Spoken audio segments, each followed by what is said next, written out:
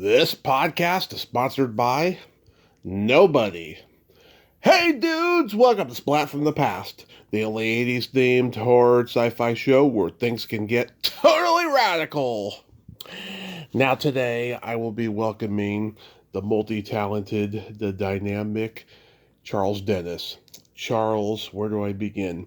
He is a screenwriter, a book author, a playwright, an actor, producer, director. He has pretty much done it all. And he's from Canada, and it's going to be great to have him on today. I mean, he played a soldier in Patton celebrating its 55th anniversary, and he also played a doctor in one of my favorite slasher movies of the early 80s, Visiting Hours. And then he wrote great things like Reno in the Dock, Covergirl, which I've talked to a few actresses from, Double Negative, Finders Keepers, Screwball Academy. He's also directed a couple of those as well. And it's going to be great to talk to him today. He's one of those Canadians who started out really young, and he was on the radio when he was 8 years old. I want to find out how something like that happens, because he's the third Canadian I've talked to who started out that way. Duncan Rieger and Linda Goranson also started out, fairly young that way as well. And it's going to be a great talk today. I can't wait. I really love Reno in the Dock. I really want to talk about that one and go really in depth about that one. And yeah, we were supposed to do this the last Monday in March, and now we're going to do, or actually the next to last Monday in March, but now we're going to do it the last Monday in April. And spring April has been a fantastic month, and it's going to be great to go out on a bang for this month. So yeah, here is my interview with Charles Dennis.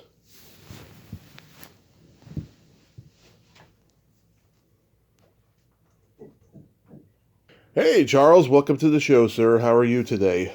I'm fine, thank you. How are you? I am fabulous. I can't tell you what a great honor this is. Thank you so much for coming on today. You're welcome. So going back in time, I was reading that you began in radio at the age of 8, and you were in the radio play Peter and the Dwarf. Now, I've talked to a few Canadian actors in your generation who started out that young in the radio. How does that work in Canada, that, kids start that young in radio? Well, it doesn't happen anymore. Yeah. There was a wonderful woman named Marjorie Purvey, Purvey, Mm-hmm. and she was a radio actress in the 1940s, and she ran a school called the Toronto School of Radio Drama, and she had this show, the Children's Theatre of the Air, and it was known as Peter and the Dwarf, and I guess you can't call it that today, I don't know. Yeah. Anyhow, the students in the class, when they reached a certain level of competence, they were cast in the show. And she was amazing, Marjorie Purvey, because she would, on Monday, she would start writing a script. Mm-hmm. And Friday was the first rehearsal. You got a phone on, I can't remember whether it was Thursday or Friday itself. No, I think it was Friday. I remember coming home from school. I was in third grade, I think. Mm-hmm. My mother saying, Miss Purvey called, and you're on the show on Sunday, and you have a rehearsal tonight. And you rehearsed on Friday at her studio, and then Sunday morning you went to the radio station and you did the show. And the next day, Miss Purvey started writing a new script. And that's where I started. It was actually, I was cast on my 8th birthday. So that would have been 1954. Mm-hmm. And I was on the show. I was sort of a resident on the show for about 5 years. Wow. That's where I got my start. Wow, were your parents... We weren't paid anything. Mm-hmm. Were your parents in show business? No, not at all. Wow, so it was just you. Well, because you've worn many hats and you always stay creative. Did your parents just encourage you to do things on your own? My father was absolutely dead set against this. Mm-hmm. Tried everything to stop me from pursuing this career. I remember at one low point later in life, I said to myself, what kind of a career did I choose for myself? And she said, it chose you. Mm-hmm. She was very astute that way. She was very, very encouraging about this. And years later, I discovered that I apparently had what was now very common, ADHD, but back in the 50s, nobody knew what the hell that was. Yeah. My eldest brother said to me, we called it schmilkes, Yeah. And somebody, I've never been able to track down who that person was, said, you should send him to Marjorie Purvey. And she didn't know who that was, so she runs the school. And I remember that was the last, I had no desire whatsoever to go to this. It sounded threatening to me. What was going to happen to me at this place? And by the end of the first class, I was hooked. And I recall, in addition to the radio stuff, we also did scenes from plays, usually Broadway shows that had parts for children. One of the things I did was the prologue to Tennessee Williams' Summer and Smoke, which sometimes isn't done because it involves children. But I played the main male character as a boy, and I still remember the first line, I hate preacher's daughter, I've been looking for you. And as there were more girls than boys in the class, I would say, I think that maybe there was one other boy, and there were 10 girls in the class, and they were usually older than me as well. I had to do that scene several times every Saturday with different girls.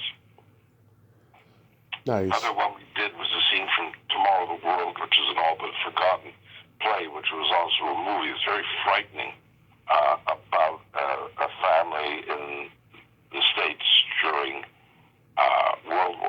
just before World War II.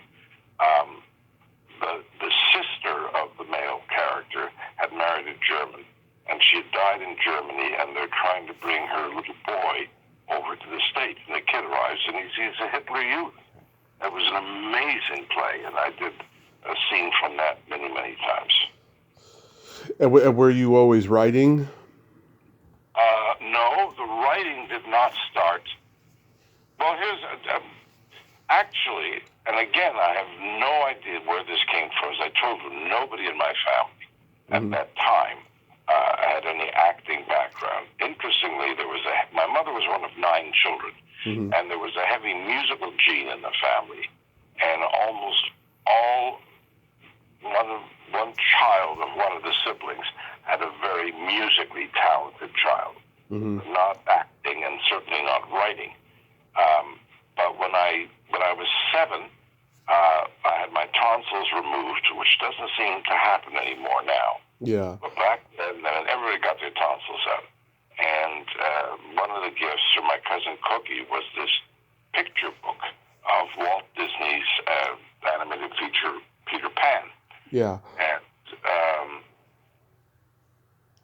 I don't know why, but for some reason I would look through this book over and over again.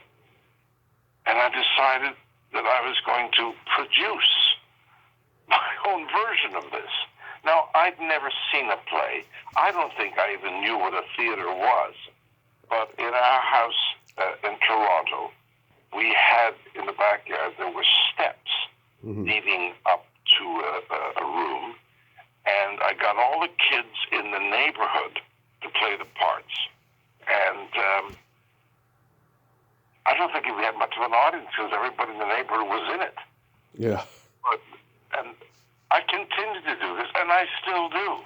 I have my company, Foo Dog Films, and I have a resident group of actors who appear in my films. The late Ed Asner, Dabney Coleman, Bryan Cranston, the Benjamin family, Paula Prentice, her son Ross, who produced my first American feature with me. Yeah. And so I've always had this ability to bring people in and do, whether it's stage productions or now feature films. Right. So after college is when you wrote your first play, Everyone Except Mr. Fontana. Well, I'd written other things, but they weren't produced. No, what happened was I was cast in a Broadway show in 1968, and they kept delaying, they kept losing the theater in New York they were supposed to go into.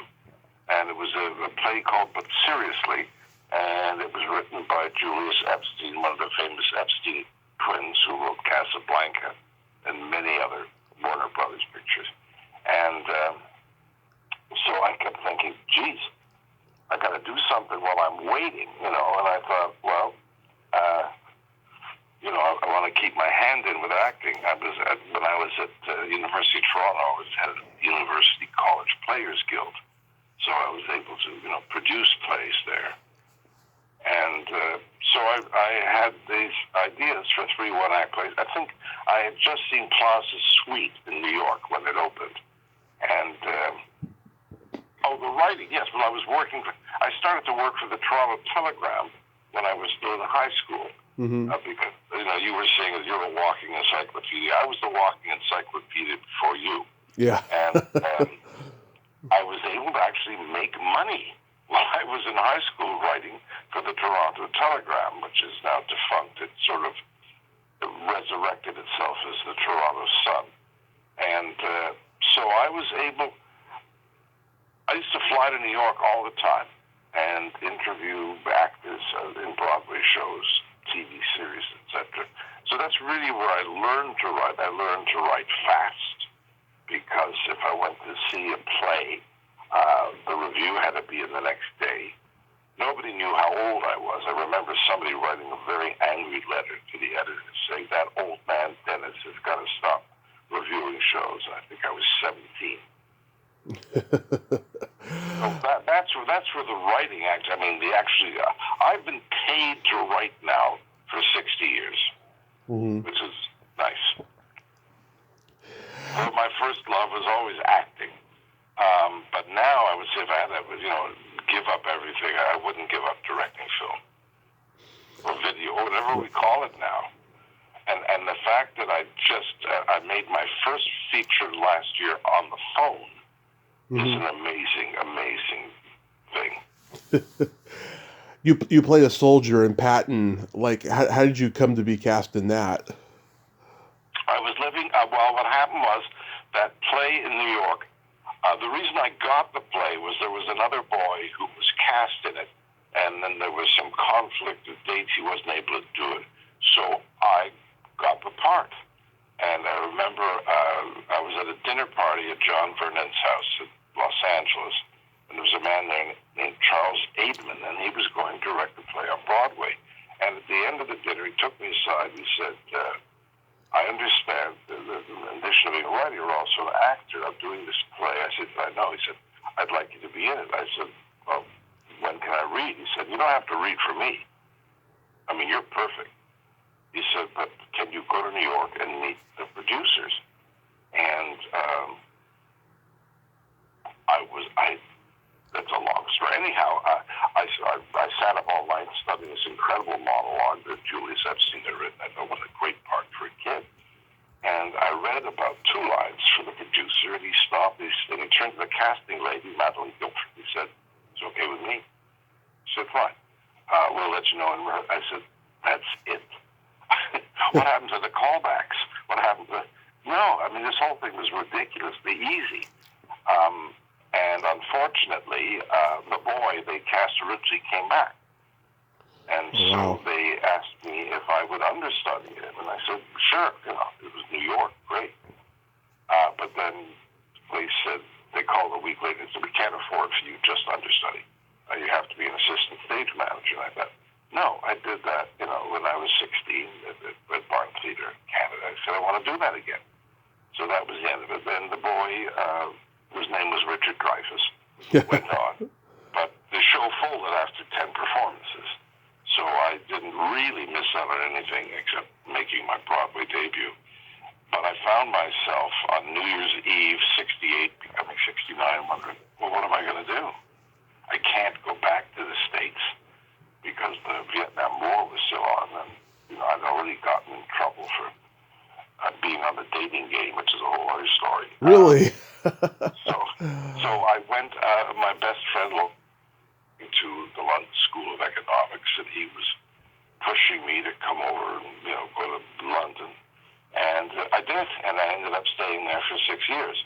And in the first month that I was there, my agents sent me over to Fox House because there was this movie called Patton, and I read for it. It was just a two-line part. And then it was like, well, we'll let you know, when you're going to Spain. And I didn't hear anything for several weeks, and then one day I got a call from agency. The car is coming to pick you up at 4 o'clock. You're going to Spain. It's time. This ain't your colonoscopy, it's time, So off I went, and my scene was to take place in the mountains of Segovia that were standing in for the Battle of the Bulge. Mm-hmm. But the problem was there was no snow in Segovia. When I arrived, the first night when I arrived in Madrid, I was staying at the Hilton, and I said, "Where is everybody?" They said, "Oh, they're up in Segovia. They're shooting the Battle of the Bulge." I thought, oh my God, I just got here. It's going to be like a one-day thing. Well, they all came home because they'd been there for days and there was no snow. So I spent weeks hanging out in Madrid. Mm-hmm.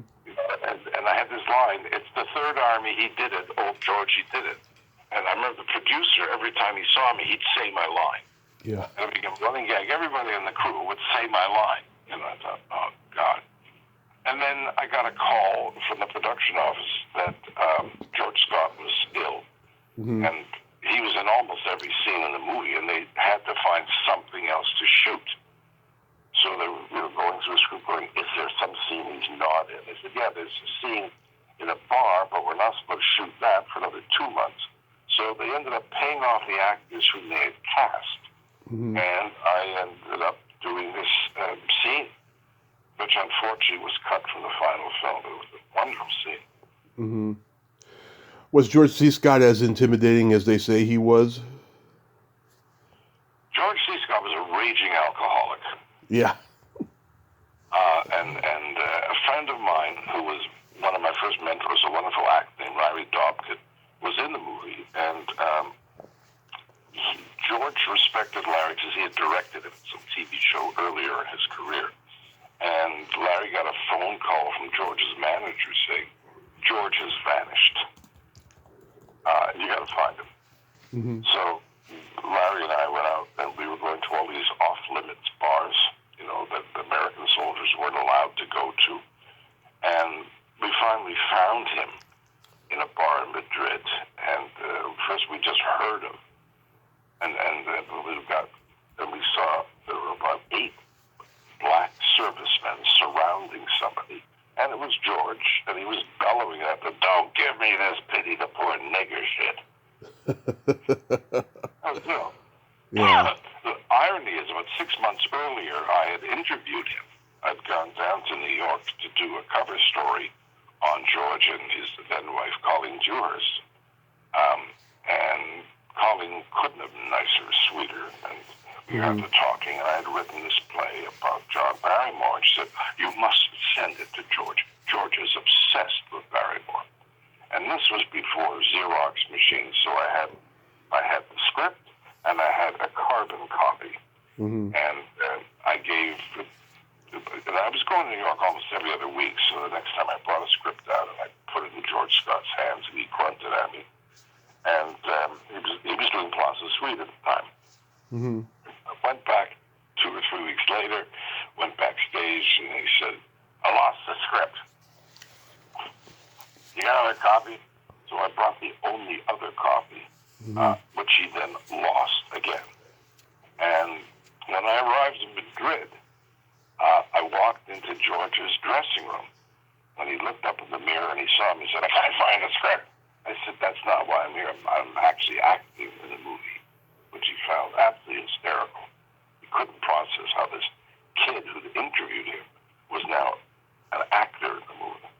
Yeah. Script was never found. And God. years later, Chris Plummer did. And that's funny because when I wrote the script, I was working in Stratford, Ontario, and I tried to give it to Chris Plummer, and he wouldn't read it. Oh. Years later, he did another Barrymore on Broadway, which was a huge success for him. Oh, that's a shame. Did you get to know Tim Considine? Never met him. Okay, yeah, he was a soldier in Patton. Also, he had been in the Mickey Mouse Club in the 50s. Well, I know exactly. But Tim, he was the one who got slapped. I was the guy who ratted out Patton to a correspondent. That's what my scene was telling him. What had happened in many ways. Looking back at it, the scene was totally redundant. There was no need to have that scene in the movie, and so it was removed. What was Franklin J. Schaffner like as a director? Pompous. Yeah. Baseball cap and cigar. Yeah. Always referred to his wife as Mrs. Schaffner. Wow. And he was. I remember. I read the scene. It says, "Soldier drags correspondent into this cantina somewhere." Mm-hmm. I arrived on the set that day, and suddenly there were all these extras, all these soldiers, and I thought, "Who are these guys?" I never saw them around the hotel. And I said, "Hi," and not one of them could speak English. They were all Spanish extras, dressed as American soldiers. And the thing that threw me completely was this mule that was in the doorway. With one of these places that had a beaded entrance. You had to walk through the beads to get in. Yeah. And the donkey was halfway in, and I thought, the donkey's amazing. It's not even moving. How did they do that? Yeah. And then I saw the donkey's hoofs were nailed to the floor of the soundstage. And of course, it was Spain. There was no, humane society or nothing to protect animals. And the Franklin Schaffner said to me, "I understand you're also a writer. Can you give us some sort of line to cover your entrance?" I said, "Sure." So I heard Mr. Schaffner go, "All right, ready?" And I started in, and he yelled, "Cut. We wait for action." Oh, yeah. Okay, fine. Action. Got it. Okay. So back I go. He calls action. I dragged the correspondent, and I said, "Forget the mule. The girls are clean." Cut. He goes, "This is a G-rated film, son. Give us another line." So I said, "Okay, let's do it again." And I said, "That's a great story. You're going to love the story. You're going to win a Pulitzer Prize." Cut. What's wrong? Too literate. That was Franklin Schaffner. There was no pleasing him. Yeah, sounds like it. Wow. What's the genesis of The Thirsty Dead? Oh, my God. It was originally called The Blood Cult of Shangri-La. And a guy, I don't know if you got the information, I blanked out his name now, but he was the director of it, but he'd also been on Voyage to the Bottom of the Sea. Oh, Terry Becker. Terry Becker, that's it, Terry Becker. And Terry Becker was a native New Yorker. Mm-hmm. I remember him saying to me, this isn't just a horror film, babe. This is going to be the Marty of horror films. What is this guy talking about? And it was to be shot in the Philippines. And he said, my wife is married to a Filipino woman. He said, "My wife is President Marcos' niece. We're going to have everything we want. You got to come with us, babe." I thought, I don't want to go to the Philippines.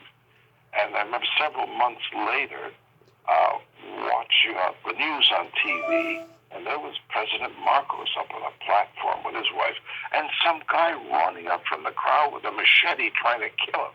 And I thought, yeah, and that's me right behind Mrs. Marcos. Yeah, this is a couple of years after like the Manson family and stuff, and cults are starting to become a thing. Like, was that the source of inspiration? Oh, for the horror film? Yeah. No, I think there was going to be a big musical remake of Lost Horizon. Oh, yeah. They did that with Peter Finch, and Michelle Boyer was playing the llama. I mean, that's how cockeyed that picture was. And Terry Becker was convinced, he got into his brain to do the blood cult of Shangri-La, thinking Universal would pay him off not to make it. Because Lost Horizon took place in Shangri-La. Right.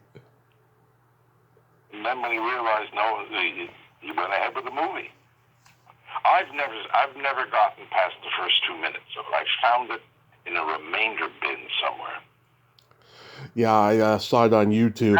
Speaking about, but John Considine, Mm-hmm. who I think was Tim's brother or uncle, he was the star. Yeah. Well, I remember watching the first 2 minutes and not recognizing anything that was on the screen having anything to do with what I had written. Mm-hmm. So I'm sure it was totally rewritten, but interestingly, I've got the sole screen credit, and it was one of the few times for many years that I didn't have to share billing with somebody else.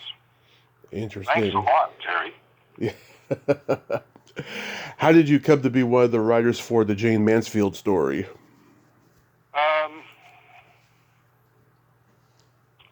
How did I do? Well,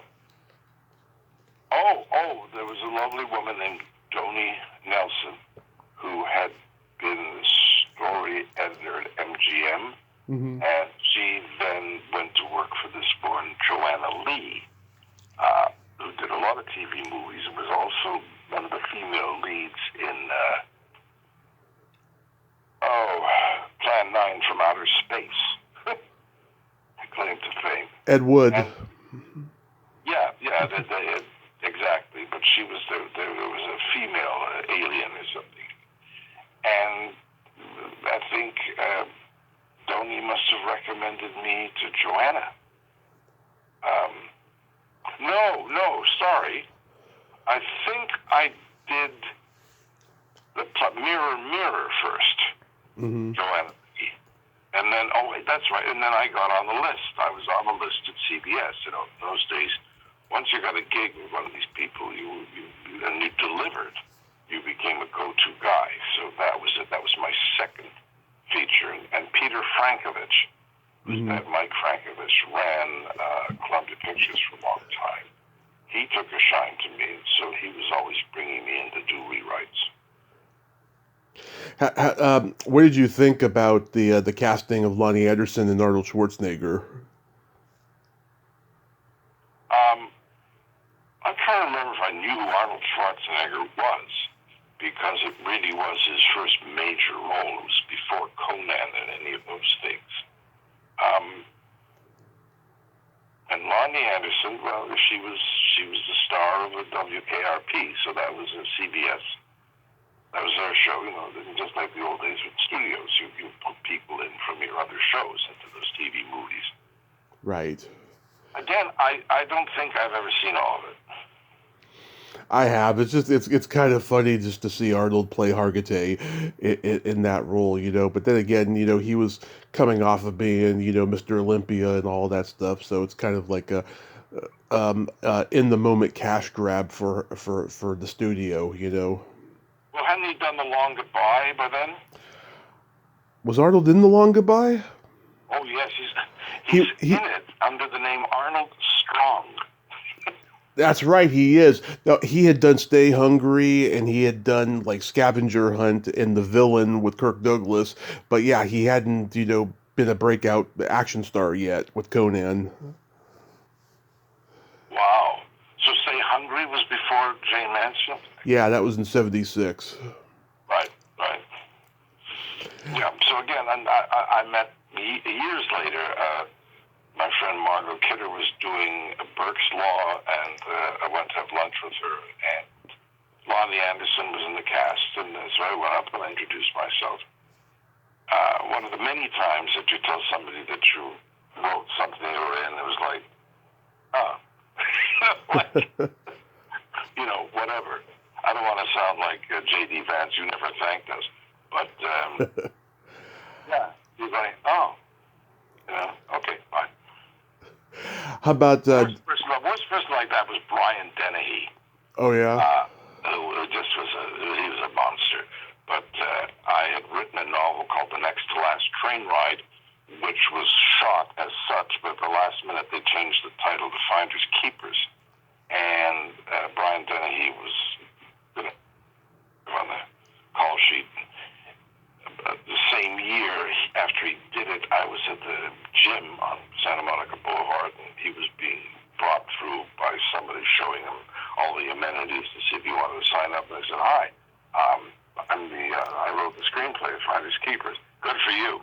And he kept walking. God. So how about? There are a lot. I hope he wasn't a favorite. There are just a lot of very, very unkind, self-absorbed people and who think that they made up the words. Yeah. How about Double Negative? Double Negative. My first major mentor and dear friend was a director named George Bloomfield. Mm-hmm. And he taught me how to write a screenplay.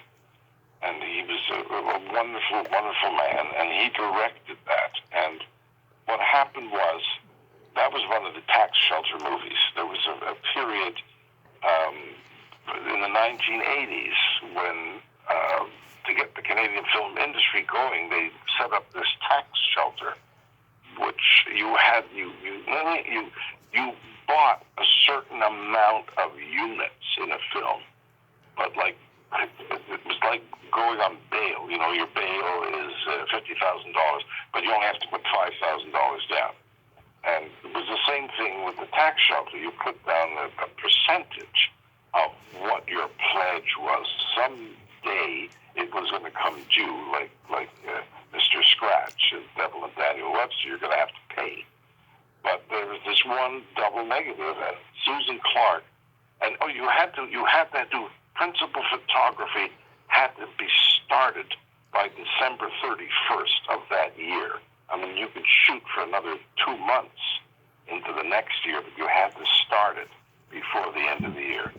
And I remember Susan Clark saying, "It must be Christmas because I'm getting Double Negative for the third year." They just couldn't get it set up. But finally they did. And Susan Clark said, "I will only make this movie if George Bloomfield directs it." And George said, "I will only direct it if Charles Dennis rewrites it because the script is crap." Oh, boy. So that's how it came to be. Yeah, George Bloomfield directed SCTV, and he cast John Candy and Joe Flaherty in Double Negative. No, not just that. You take a look, they're all in it. Catherine's in it. Eugene is in it. Everybody in SCTV. Yeah, I was just mentioning those two guys off the top of my head because those guys, God, they were geniuses. Funny men. Very funny guys. Were you friends with them? Now Marty Short. I don't think Marty Short was in it yet that year in SCTV. No, I think he came right after. Dave Thomas was in it, and I remember because we finally all met. There was a rap party, and that's when I first met all those guys. And then John and I became friends down here. And I remember going to his birthday party one year, and again, all those guys from SCTV were there. Yeah, Martin Short got there, I think, in '81 after he had been on the sitcom I'm a Big Girl Now with Diana Canova, who I interviewed the other day, as a matter of fact. Wow. Yeah. Does she work still? She's teaching up in Connecticut now. She retired years ago. Wow. I loved her mother, and no one ever mentions Judy Canova anymore. Oh, we talked about her. Yeah. Yeah, there was this one, I was 8 years old, and there was a movie called Joan of Ozark. Oh, yeah. And very funny, at the time, anyhow, for me, for an 8-year-old, maybe that was the market. Joey Brown and Judy Canova and Nazi spies. And I think I watched that movie 5 times. I knew every line in it. Yeah. It's a classic. She retired early as well, I guess. Well, she was in the Roger Corman movie Cannonball when she was like in her Good. early 60s or something. Who, Judy Canova? Yeah, Oh, I didn't know that. yeah. And her father, what's his name, Roberto or whatever his name was, he died by like the 70s or something like that. Um, You were in one of my favorite slasher movies, Visiting Hours, which Jean Claude Lord directed, who also directed your movie Covergirl later. Um, like, is that where? So, I wasn't, in all honesty, because you had written down visiting hours. I went, what the hell was visiting hours? So I went back and looked at that. Linda Pearl, yeah, Linda and I became friends, and she, I just interviewed her a few months ago. oh, she's great. I just Yeah, love her. she's a lovely person, very lovely Yeah, first met person. her, she was dating Dabney Coleman years ago, and I had dinner with them one night. I did not know that. Wow. Well, everybody dated Dabney Coleman, so. But like, I mean, I've talked to a few people who said that working with Jean Claude was not easy. Did you find that to be so? Oh, please, he arrived on the set with a T-shirt that said, "I am the Lord." Oh my God. No, he was a devious little man. I was actually, so sorry. So I was there doing pre-production on Covergirl, Hmm. and he asked me if I could do some ADR to do the voice of a doctor or something, and I did. So that's why my name is. I'm not physically in it. My voice is in it. Okay, yeah, because I was like, "God, I haven't seen them in that movie, but I love the movie though. I think it's one of the better early '80s slasher movies, and Linda is absolutely gorgeous in it, playing the nurse. Yeah. No, she's brilliant, brilliant. She did a reading of a play of mine about 5 years ago, and she was fantastic. Very talented lady. Yeah. And also I was shocked to see that Jean-Claude directed it, because I thought the Covergirl was his first English-speaking movie. Hmm. So that must have been his first English-speaking movie. Yeah, Then he did Covergirl. because Visiting Hours I think was shot in He '80. he was not the least interested in the script. There were about 300 girls Hmm. who auditioned for the role of Kit Paget. Hmm. One of whom, um,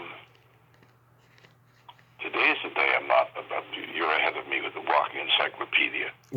What's the name of that gorgeous blonde who was married to Gene Simmons from Kiss? Shannon Tweed. Shannon Tweed, God bless her. Okay, I discovered Shannon Tweed. I went to this big modeling agency in Toronto, Hmm. and this girl walked in, and she was just so effervescent and sparkly, and I thought, this is Kit Paget. And I told Pierre David, I found her, Shannon Tweed. And he said, oh, Charles, she is a newfie. Which is a disparaging thing for people from Newfoundland. Well, the newfie whom he disparaged ended up starring in a movie for him a year later, which is a whole, Pierre always listened to the last person he spoke with. And I remember during the production of Covergirl, he went to a screening of S.O.B., the Blake Edwards picture. And the next day I said to him, how was it? He said, I would have to ask a few other people. I said, Pierre, you saw the movie. What did you think? And he looked at me he said, oh, Charles, what's wrong with you? You know I don't have an opinion of my own. I thought, I can't believe this. Somebody said this to me. And ironically, he became a director himself years later. But Jean-Claude Lord was obsessed with the woman he did cast, Irina Ferris. And he was just hopelessly in love with her. And he wouldn't allow her to go to rushes, but he would call her on the phone every day from the rushes and disgrace it. Now you are walking into room. Oh, you are so beautiful. Now you're sitting down. Oh, I thought, this is the Blue Angel. This is really, nuts. And then he found this little girl who was not in my script, and he started shooting extra scenes with the little girl and Irina, and basically was making a whole other movie. Pierre David disappeared for a couple of weeks with one of the other female stars in the movie, Gone to Paris, with her, so he was totally unaware that a second movie was being made. And the movie that was cut together originally was absolutely a nightmare. Yeah. And they brought in an editor from the States, and he said, I want to see all the footage. Because apparently the version that Jean-Claude Lord cut, I was not in it at all. And this guy, the editor, told me months later, he said, every time I found a scene you were in, I put it back in. Because you brought a certain energy to this whole thing. Yeah. Yeah, no, that was, and Jean-Claude Lord really after that never, this was supposed to be his big breakthrough movie. It was a very expensive movie, I can tell you that. It was like $5 or $6 million, and that's back in 1981. So, it was expensive. Yeah, when I talked to... He abandoned Jeff Conaway. Yeah. Never direction, never spoke with him. When I talked to Michelle Scarabelli, she told me she didn't remember doing that movie. But when I talked to Bronwyn Mantel, she plays the talk show host that Jeff Conaway accidentally punches during the argument on the talk show. She remembered it. Yeah, she remembered not liking Jean-Claude at all. Nobody liked him. He was arrogant. He was Anglophobic. Mm-hmm. He started off being a sweet guy when we were in pre-production, and then basically we never spoke. And then it was like, this is my set kind of a thing? Oh, he just lived in this little bubble of his own. Sad. And he was just obsessed with Irina. So I love Reno and the Doc. The whole relationship between those two and Linda Griffiths is just so wonderful. I saw it. Thank you. That was that was my directing debut, and I just my friend Henry Raymer, who played Doc, he was amazed. He said that I had this red baseball cap that I wore. He said he put on the red baseball cap one day and he became a director,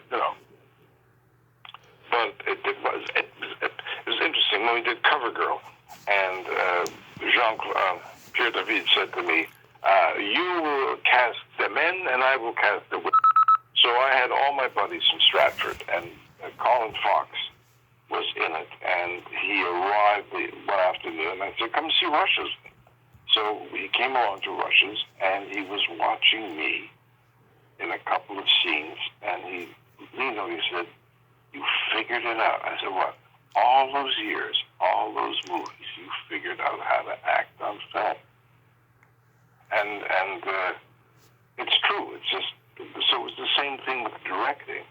I did a lot of research on directors long before I ever got behind the camera for Reno and the Doc. And I was just thinking about it yesterday. Certain things that I read about. How to handle yourself on the set, etc. I remember that Gregory directed My Man Godfrey. Always had a party going. There was always food off the set. This is long before craft services. He'd have caviar and shrimp and lobster, and so it was always this party mood to it. So my cousin Stephen Dennis had this company that supplied candy bars, all kinds of candy, chocolate bars, etc., for what they called cigar stores in Canada. And so I made sure I had this, what I called the goodie bag, and at 4 o'clock every day, I pulped everything, opened up the goodie bag, and told the crew, pick whatever you want. And so there was always this festive thing on the set. So how did you find Linda Griffiths? Did you find her through her one-woman show, or was it because she was in Leanna?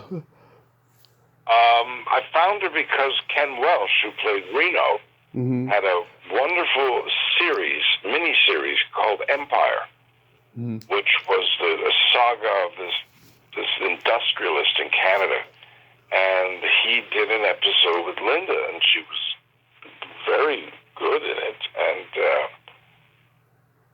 And so I thought, well, better for him to have some relationship with his romantic lead than to cast an actress who he didn't know. And I found that with there was a guy called Winston Record who I directed in a series called Adderley on CBS. And he was a pain in the ass until about the 5th day of shooting. And then he said, I have to apologize. I was really pissed off. The producer said, but you're terrific. I really like working with you. I said, you could have told me that the first day instead of, we got 1 day left for me to enjoy each other. Linda Griffiths was a nightmare. Wow. And I remember saying to Ken afterwards, did you enjoy working? She was difficult. I said, why didn't you tell me before I cast her? Oh, that was Ken, Yeah. But I remember one night we were on location in Whistler, British Columbia, and she called my room and said, can you meet me in the bar? I said, sure. I said, oh. I went down to the bar, and Linda Griffith said, you are the worst director I have ever worked with. You don't know anything. You can't control the set. That just went on and on and on. She ended up getting nominated for a Genie Award for Best Actress. So, and I remember running into her at the awards, and I said, is there anything you want to say to me? But she, her eyes, down on the carpet going, I'm sorry, I was wrong. Thank you. Wow.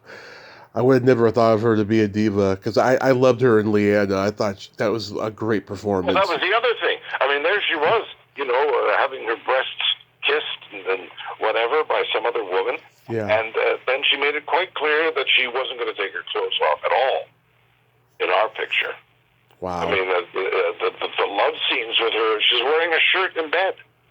Maybe I think that the reaction to Leanna was so not what she, Yeah. I think she was probably really embarrassed, but it was her only American movie. Yeah. And John probably talked her into it. I love the... And I, and I'm so sorry, because I was just thinking yesterday, the freeze frame at the end of the movie with Henry and Ken and Linda, and they're all gone now. Yeah. And Linda was, I don't think she was 60. She got cancer and was gone. I felt terrible. Yeah, but I love the relationship between the two guys. I mean, the movie really seemed like it was a commentary on aging, and that whole telepathy thing early on in the movie was pretty interesting. Oh, we had so much fun, and again, Ken and Henry knew each other, and I had separate relationships with them. But they had worked together before and stuff, and I had them come to my apartment in Toronto, and they rehearsed for a few days in the apartment with me, so that when they did, because I knew there's no rehearsal in these pictures. You might have one run through, mainly for the technical guys, but I wanted this relationship solid between them.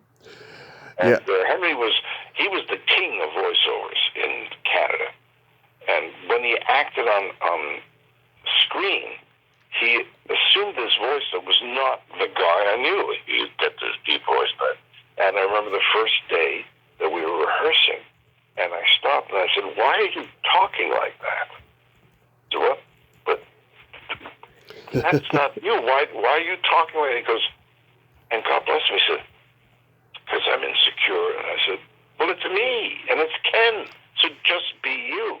And to this day, it is still the best thing he ever did on camera. I remember a year later, he played a TV movie with Elizabeth Taylor, and he was in bed with Elizabeth, and he was keeping her. And when it finally came on, there he was doing that voice again. Yeah. The insecure voice. And some actors, they just, they get away with murder. They do. Yeah, I love the heart condition sex scene. That's hilarious. I think you're great as Delgado. You have that line. I'm in the shrinking business. Well, thank you. It really was a lot of fun, and I wish there was someone would do a Blu-ray or something. I got a copy of an old VHS and had that transferred, but it just doesn't look good because we had a terrific, mad Czech cinematographer, Ludwig Bogner, and he did a great job on it. Going up there to the skiing stuff was great. There's still hope for a Blu-ray. You can get it done. So many Blu-rays are getting done now. I need to get the original elements, in order to do it. That's all. You can't take a crummy VHS and expect. Or maybe you can now. I don't know. With AI and everything, it's extraordinary. You wrote the theme song that Alan Soberman sings, "A Little Piece of Forever." Were you writing songs in general too at that time? I had a few years earlier. I was working on a musical called Funky Doodle Dandy, and I wrote the lyrics for that. I basically, since Reno and the Doc, have always tried to write a song for whatever I did, in the hopes that maybe there'd be, ASCAP or NAPIT or whatever, one of those things. I've never had a royalty check ever for any of the songs. Yeah. And what I found was, I did this, I mentioned that Adderley episode. I wrote a song called Boys Will Be Boys, and it was on the radio. They used it as background. And I wrote the lyrics. They sent me to this husband and wife composing team that this is just a guide. This is the sort of idea I have tune, and I sang it to them. And later on, when I heard it, it was my tune. Mm-hmm. But they took, and this happened again. Finally said, I'm going to one of these days write the music as well. I only did that once, but yeah, I love writing songs. Nice. Now I just finished the pilot for a series called Nom de Plume, and you may be aware my friend Ken Welsh, who was one of my dearest friends and was in almost everything I ever directed on film. Yeah.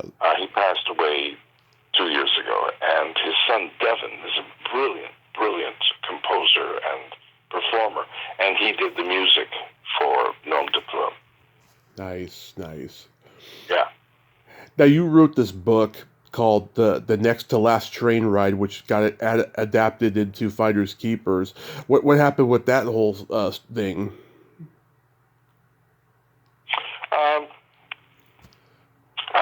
I had to fight for the credit. Mm-hmm. The producer, Terry Marsh, and Ronnie, whatever the heck his name is now, they didn't want me to have any credit. They said, well, it's our screenplay. Ronnie Graham, who was a Mel Brooks favorite. Ronnie Graham was in New Faces of 54. He was a very funny man. Yeah. They went off and wrote a screenplay and basically said, it's our screenplay, and I had to go to the Writers Guild and fight for my credit, which I got, because they had these female roller derby girls, a whole sequence there, which they said that's ours. And then I had to point out to the Writers Guild on page such and such of my book, I mentioned a throwaway line about roller derby girls. Mm-hmm. So they gave me equal credit with them. So they got back at me by not giving me, at the top of the movie, it said screenplay by, Ronnie Graham, Terrence Martin, Charles Dennis, and no mention of the book. And I remember when I went to a screening of it, I was in shock for an hour. I don't even remember seeing the first hours. I said, how can they get away with this? And then at the very end, when people are leaving the screening room and you're down to that last credit that has the AMPAS thing about the motion picture, member of the motion picture, they're in the smallest font imaginable. It said, based on the novel The Next to Last Train Ride by Charles Dennis. I thought, sore losers. I just like that part in the first like 5 minutes when Timothy Blake is giving Michael O'Keefe the blowjob in the bathtub. Nothing to do with me. Yeah. No. No. No, mine was the story, of a guy who was a con man who has all his money is taken from him by the police. He has to get out. Mm-hmm. Area sees the ad for the coffin. All of that is mine, and certainly Old Man Stapleton, the world's oldest Amtrak conductor. He was one of my great characters, and I was so honored. It was one of David Wayne's last performances because he's one of the great unsung actors and he was a huge star on Broadway, but never really got the recognition for his film work that he deserved. Yeah. Now, what was Colleen Camp like to work with in Screwball Academy? A force of nature. Yeah, I can imagine. I mean, she's so talented. She looks like she's game for anything. Yeah. Colleen and I met through my friend Jeffrey Byron, who's been in a couple of my recent productions, and I recommended her to the producers in Canada because she, been doing all these films for years, never starred in anything. And I said, she's got Smokey and the Bandit 3 is coming out. It'd be a good time to get her. And Colleen was great. And we had a great rapport, and she was a lot of fun. We only had a few scenes together. Yeah, I saw it on USA Up All Night like 30 years ago. That was the only time I ever saw it, but I remember that Loose Ends, or that it has so many different names in it. Yeah, like Loose Ends. I think they finally put it out. Oh, that's on Blu-ray? No, I don't think so. Okay. The Covergirl is, and it's gorgeous. Oh, I should get that. I don't know how it ended up on Blu-ray, but it was. May even be Kino Lorber. I'm gonna check out that Blu-ray. Yeah, because I like the movie. You guest starred on Star Trek: The Next Generation. How was that experience? It was great, except the guest stars on Star Trek, they have to be in makeup before the regulars. So I recall having a 5 a.m. makeup call. And I was living in Sherman Oaks, and taking the freeway was great because there was absolutely no one on the freeway at 4 in the morning, and it was fun. And it's the gift that keeps on giving. I think I did that thing 20 years ago now, maybe more. Maybe about 30-ish, because it went off the air in like '94. Yeah. So wow, 30 years ago. I still make money. I have made. If I did the total, I think I was paid like $4,000 for the gig, and I've made maybe $50,000 or $60,000. Wow. Yeah. Yeah. Have you ever been invited to do a Star Trek con? No. I keep trying to find somebody paid me $2,000 about 5 years ago to sign a bunch of cards. Yeah. With Sunad, the character that I played, and I came back 10 years later on the next Star Trek series, and basically the same character, but he had a different name. Oh, okay. So that was fun. And I do all these video games. Mm-hmm. I have if SAG had forced these video companies to pay us residuals, I would never have to work again, because that's where the money is, but not for the actors, unfortunately. Yeah. You've written, 14 books? 14 novels and one a nonfiction book. There's a body in the window seat, which is the history of arsenic in Old Place. Do you like writing those more than screenplays and plays, or is it coexistent? Well, screenplays, it's up for grabs. The producer's wife can rewrite you, or his girlfriend. Anybody who has, there's no joy of authorship. I tell people this all the time in screenplays. If you want to be an author, write a play, which in theory no one can touch a word without your permission, or write a novel.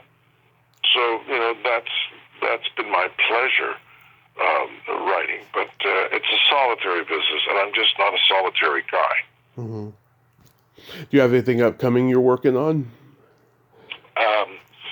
Yes, there's this pilot that I shot called Nom de Plume. Oh yeah, you mentioned that. And then there's another thriller that I'm trying to do as well. Charles, thank you so much for coming on today. This has been just a tremendous honor, and I will see you on Facebook, and keep on staying creative and be safe out there. Thank you. Appreciate it. It's been a ball. Thank you, sir. Bye-bye. Bye-bye. Well, there you have it. Charles Dennis, ain't he a cool dude? Oh my God, I loved talking to that guy. He was so intense. He remembered everything that I asked him. His memory was like a steel trap. I loved talking with him. And yeah, I wouldn't mind talking to him again in the future. And man, God, he was full of wisdom, wasn't he? And just great, great stories, Well, until next time, this is Tommy Throwback Kovac saying there's no shame in living in the past because the present sucks. Later, dudes.